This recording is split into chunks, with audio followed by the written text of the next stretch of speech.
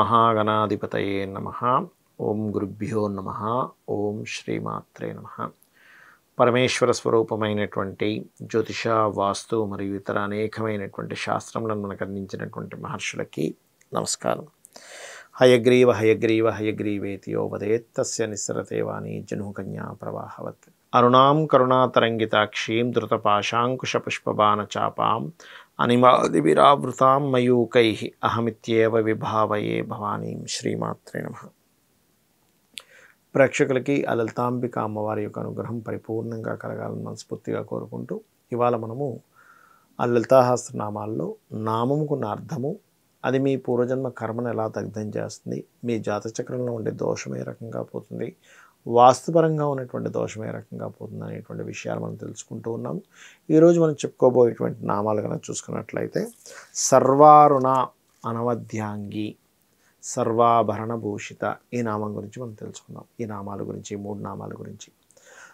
సర్వారుణ అంటే అన్నిటి యందు ఎరుపుగా ఉన్నటువంటిది, అన్నిట్లోని ప్రకాశవంతమైనటువంటిది అమ్మవారి అని అర్థం. ఇక్కడ అంటే ఏమిటి? సర్వ అంటే అన్నిటి యందు, అరుణ లేత ఎరుపు గలది.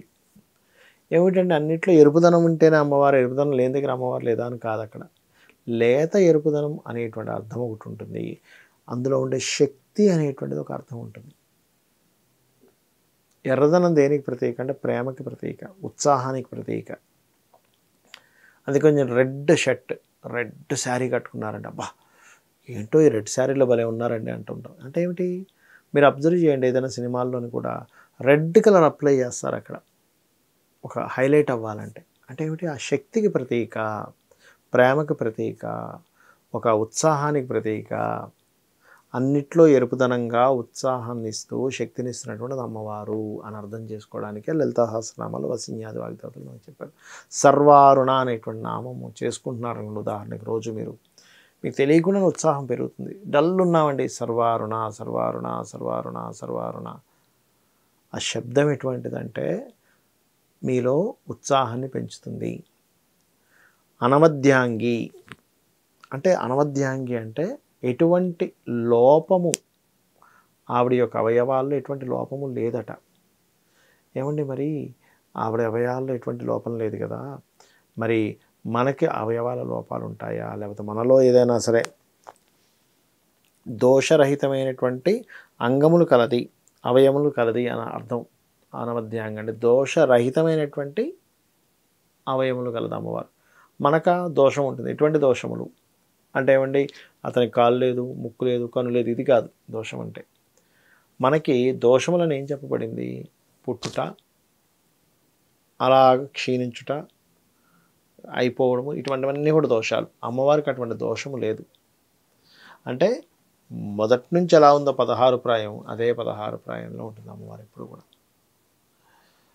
అయితే ఇక్కడ ఒక విషయం ఏంటంటే, ఎవరైతే ఇది తలుచుకుంటారో విశ్వం యొక్క రహస్యం తెలుస్తుంది. అంటే అలాగా మనం ఏం చేస్తున్నాము, మనకున్నటువంటి దాన్ని ఇంకో దాంతో కంపేర్ చేసుకుని నాకు ఈ లోపం ఉంది అనుకుంటూ ఉంటాం.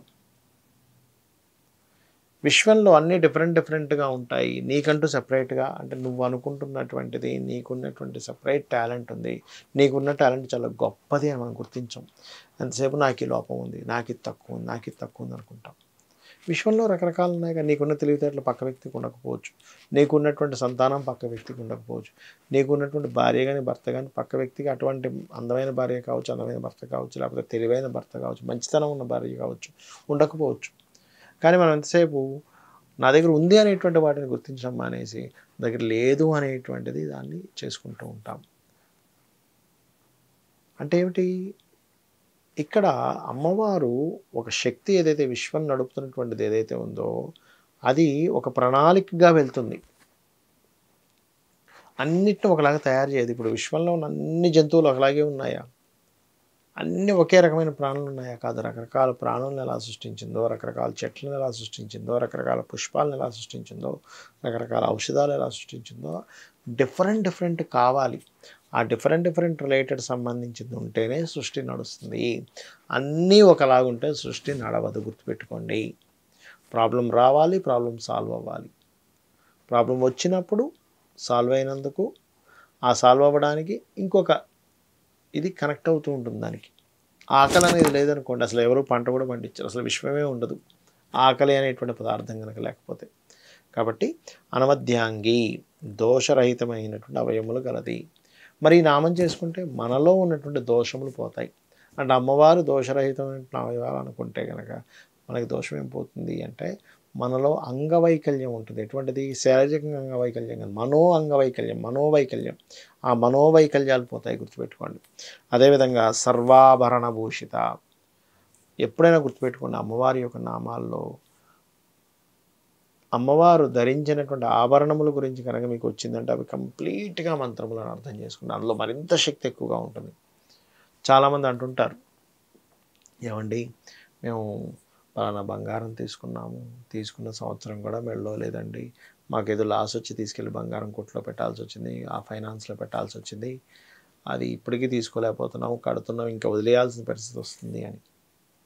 అమ్మవారు ఇంత గొప్పది. అమ్మవారి ఆభరణములు అద్భుతమైనటువంటివి. అమ్మవారి ఆభరణాలు ధరించడం వల్ల ఆ ఆభరణాలకే శోభ వచ్చింది. అంత గొప్ప అమ్మవారిని నేను స్మరించుకుంటున్నాను. సర్వాభరణ భూషిత, సర్వాభరణములు ధరించి ఉంది అమ్మవారు అని మీరు ఎప్పుడైతే అమ్మవారికి అబ్బా నిజమే కదా అని అనుకుంటే అమ్మవారు మీకు ఇస్తుంది ఆభరణాలను, గుర్తుపెట్టుకోండి. అంటే అప్పులు తొలగిపోయి మళ్ళీ మీ ఇంటికి బంగారం తెచ్చుకునేటువంటి యోగం ఇస్తుంది ఈ నామం ముఖ్యంగా. అయితే ఇక్కడ ఈ నామాల్లో ప్రత్యేకంగా సర్వారుణ అనేటువంటి నామం గనక చూసుకున్నట్లయితే ఇంట్లో ఏదైనా దక్షిణం కానీ తూర్పు భాగాల్లో కానీ దోషాలు ఉన్నాయనుకోండి, బాత్రూమ్స్ కట్టారు లేకపోతే వేయకూడని కలర్స్ వేస్తే దోషం పోతుంది. అనవద్యాంగి ఇక్కడ ఏంటంటే ఏ రూపంలో లేదు అమ్మవారు చెప్పిన అన్ని రూపాలు అమ్మవారే కదా. ఇప్పుడు కొంతమందికి ఎలా ఉంటుంది, ప్లేస్ డిఫరెంట్గా ఇలా కడతారు, ఒకవైపు తగ్గి ఒకవైపు పెరిగి, అది మార్చడం కూడా కుదరదు ఒక్కోసారి. అలాంటప్పుడు మిర్రర్ టెక్నిక్ అని చెప్పి ఒక మిర్రర్ని పెట్టి ఆ టెక్నిక్ ద్వారా కొంతవరకు ఆ దోషాన్ని తగ్గించవచ్చు. కానీ ఒక్కోసారి అది చేయడానికి కూడా కుదరదు ఒక్కోసారి. అలాంటప్పుడు ఈ అనవద్యాంగి అనేటువంటి ఏ దోషము లేనటువంటి తల్లివి నువ్వు అని అనుకుంటే మీకు ఉన్నటువంటి వాస్తు దోషాలు కూడా పోతాయి. అదేవిధంగా సర్వాభరణ భూషిత, మీ ఇంట్లో ప్రత్యేకంగా ఒకటే గుర్తుపెట్టుకోండి, ఎటువంటి ఆభరణం తెచ్చుకున్నా మీరు దాన్ని అమ్మవారి దగ్గర పెట్టి ఇంట్లో పడమరి గోడకి అంటే నైరుతి బెడ్రూమ్లో వాయువ్య మూల, నైరుతి బెడ్రూమ్లో వాయువ్య మూల అక్కడ పెడుతూ అమ్మ నీ యొక్క అనుగ్రహంతో నాకు ఈ ఆభరణం ఈరోజు వచ్చింది అని ఎవరైతే మనస్ఫూర్తిగా చెప్పుకుంటారో అమ్మవారు మళ్ళీ ఇంకోటి ఇచ్చేలా చేస్తుంది. అయితే ఇక్కడ ఏంటంటే పొరపాటును కూడా మంగళవారం మాత్రం తాకట్టు పెట్టకండి. ఇప్పుడు బంగారం మంగళవారం కొనండి, మంగళవారం అప్పు తీర్చే ప్రయత్నం చేయండి. ఖచ్చితంగా మీకు ఫైనాన్షియల్ గ్రోత్ అనేటువంటిది పెరుగుతుంది. శ్రీమాత్రే నమః.